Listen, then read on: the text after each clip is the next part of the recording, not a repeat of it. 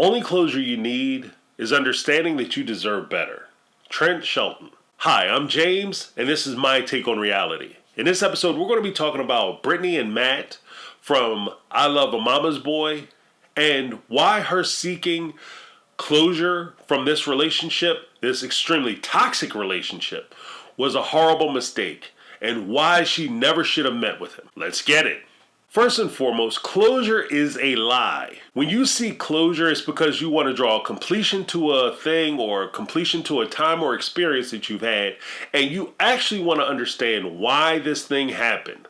Now, there's a couple points which makes this completely foolish. The first thing, the person that you're seeking closure from would have to have the self-awareness to understand why they made the decisions that they made and how it affected you. And two, they would have to actually care that it affected you a certain way or even care to do that type of self-exploration. And three, they would have to be willing to expose themselves to you to share the reasons that they've discovered why they did what they did and the fact that it affected you and the fact that they're sorry that it affected you the way that it did. Most people don't have this type of self-awareness, and it's unrealistic for you to expect them to have that type of self-awareness. I say focus on the action. Sometimes the best thing to happen to you is that that person left and is no longer part of your situation. The next thing is, when you seek this type of closure, a lot of times you're falling into the category of,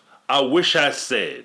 If only I had a chance to say this. Everybody's had that argument where somebody will say something or they'll do something and you wish you could have came back and if only I had the mindset, I should have said this or I should have said that or I should have brought up this or I should have brought up that, and it really would have shut them down or it shut them up or it have made them look stupid. But it doesn't take into account that when you said or did whatever the thing it is that you were planning on doing that would have made you look like a hero, they only would have did something else. And you probably would still find yourself in a situation 3 or 4 moves or statements later saying that you wish you said or did something different or you wish you said or did something in addition to what you said or did.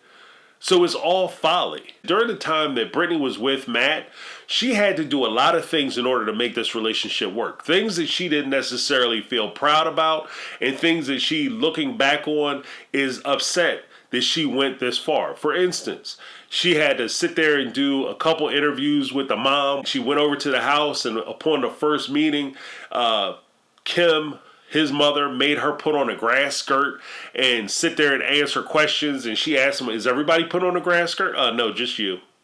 And then she sat there and asked her all kinds of embarrassing questions, and she entertained it. Then later on, Brittany went over to the house and she slept with Matt. She spent the first overnight over at Matt's house. The next morning, Kim, the mom, did something crazy. She tore a tree out, riding an ATV and drove it around the yard because she's a maniac. She tolerated that. Then Kim, the mother, shows up to her job, Brittany's job, and started asking her a bunch of questions. Would you ever trap a man by getting pregnant? Do you believe in that the mother should be on top of the pyramid and you're at the bottom and that he should only be concerned about what I'm thinking? And the whole time, Brittany is playing along because she doesn't want to offend Matt's mother. And she went along with that. And because she did all that, now she wants to get some get back. She wants to take some of her power back. She wants to reassert her power.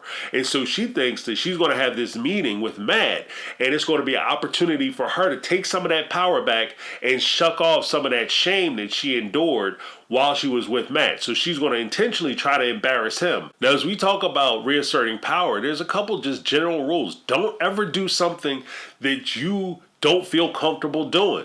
If you don't want to do something, don't do it. Don't abandon who you are and what you're about for somebody else because you want to be with that person and you want to enjoy their company. Why? Because when you abandon who you are, you're pretending to be something else. And that's not genuine, it's not accurate, and it's not fair. It's not fair to you, and it's not fair to the person that you're trying to impress this upon. So what's going to happen later when you actually start asserting yourself and you start being you? then the person that you're dealing with has a certain level of expectation, because when we first met, my mom would ask you questions and you didn't have a problem with it. Now all of a sudden my mom's asking you all kinds of inappropriate questions, or she wants you to put on a yellow bunny outfit or a pink bunny outfit and come out and hop around the yard 3 or 4 times like a jackass, and you're now telling me that you don't want to do it. What is the problem? So you be yourself the whole time, and don't ever do something you don't feel proud of doing and you don't want to do. The second thing, if you having relations with this person is important to you, then you have to take that into account.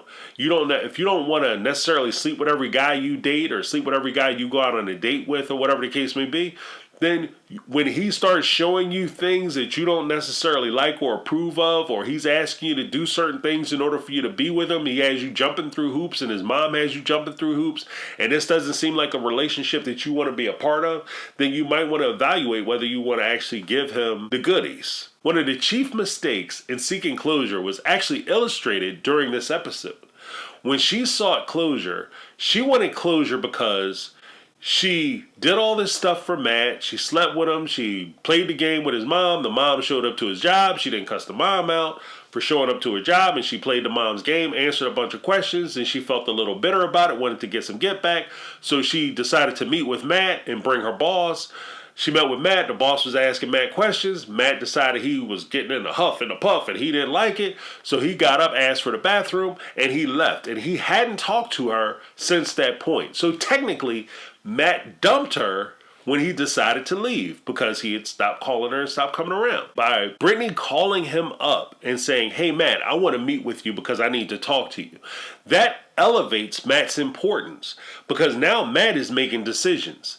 And the only thing that happened, in fact, let's watch it. You know what? I'm sorry. I didn't tell you sooner that I didn't want to date. You're literally full. No, I'm not done.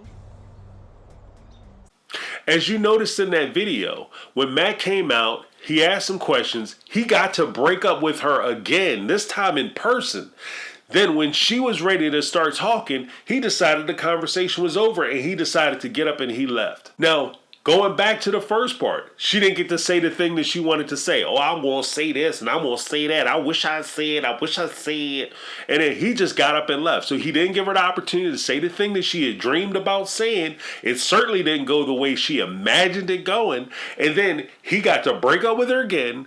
And then he got to walk out on her again. Not only did he break up with you and humiliate you once again, but he got to take the power back away from you. So you didn't get any power. He didn't answer any questions. He didn't give you the closure that you wanted. You just had a blowout breakup. She's so focused on making sure that Matt understands what's going on with this relationship and that she gets closure on this relationship by having a conversation with him, that she's not focused on and moving past this bad, horrible relationship, this toxic relationship. There's a civil rights leader in America named Medgar Evers. When he was talking about hate, he said, when you hate, the only person that suffers is you. Because most of the people you hate don't know you hate them, and the other ones don't care. In this situation, he doesn't know how angry she is and how hurt and offended she is.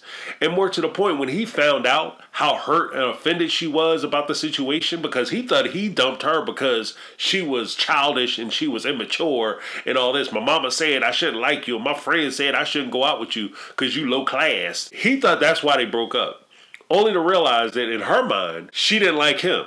And guess what, y'all? He didn't care. Because while she was so focused on trying to figure out why this relationship ended, Matt had went out and got himself a whole nother girlfriend. Now, the funny thing about the girlfriend that he got, she's actually an older woman who has children of her own. So the idea that this older woman, more established woman, is going to go back and do all the things that Brittany was doing as far as the mom is concerned and bowing down to Matt and all that, she didn't have to do any of that stuff. In fact, at the time of the filming, Matt had already started talking about marrying this young lady, the new woman that he was dating, and she hadn't even met his mother, much less have to put on a grass skirt, much less have to do the song and dance, much less have this woman show up to her job and ask her a bunch of inappropriate, crazy questions. She didn't have to do any of that. There's 2 points that I want everybody to kind of focus on.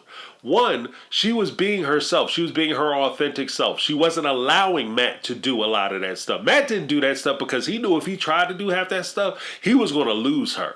And he valued that. So he values her as much as she valued herself. Because she wasn't going to play that game, Matt didn't even ask her to suit up. The next thing is, even in the most crazy relationships, even if it's a great relationship, it's awesome, and you guys are just two great, wonderful people, but for some reason your relationship doesn't work out, that's completely possible. Everybody isn't meant for everybody else. Just because you're a nice person doesn't mean you're meant to be with this other person who happens to be nice. You guys just might not work. It might not be compatible. And you have to accept that. That's the closure.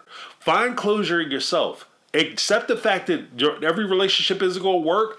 You guys don't have to have a big blow up to break up. Somebody doesn't have to cheat. Somebody doesn't have to put their hands on you. You don't have to put your hands on them. The cops don't have to get called for the relationship to be over. The relationship can just end because you don't feel a relationship anymore. And that's completely fine. And just because it didn't work for you doesn't mean you did something wrong. Matt showed who he was when he was with Brittany. And he's trying or maybe aspiring to be somebody different because he's with a different person. But you shouldn't have to change who you are to get somebody else to change or be different or treat you different. You should be yourself, and if that person fits with you, then you move forward. If that person doesn't fit with you, then you let them go. That's your closure. My name is James. It's my take on reality, and I'm out. 'Cause I've been living life right like